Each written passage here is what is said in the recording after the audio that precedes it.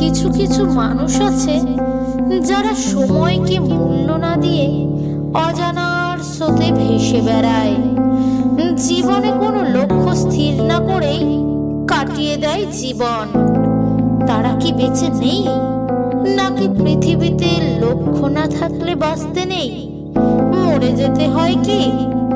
নয়তো পৃথিবীতে সময় অত্যন্ত একটি মূল্যবান জিনিস, তা তো এক কঠিন সত্য। তবে কখনো কখনো সময়ের কাছেই হার মেনে নিতে হয়। সব হারিয়েও আবার সময়ের কাছেই নিজেকে ধরা দিতে হয়। এটাই তো পৃথিবীর নিয়ম।